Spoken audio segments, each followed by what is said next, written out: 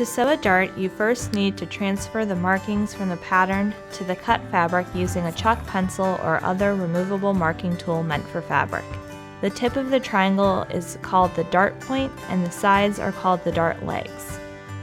Once you've marked the key points of your dart, use a ruler to draw the entire dart shape on the fabric. Fold the fabric to match the sides of the dart and pin together. Check that the legs of the dart are lining up as you pin.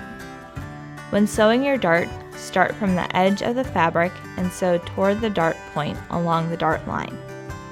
When you've reached the dart point, try to skim the edge of your fabric, sewing as close to the fold as possible before stitching off the edge. This will give you the smoothest dart point. Do not backstitch at the dart point, instead leave a long tail of thread and tie off the end with a double knot. Once your dart is sewn and you are happy with the stitching, refer to your pattern for instruction on which way to press the dart. And that's how you sew darts.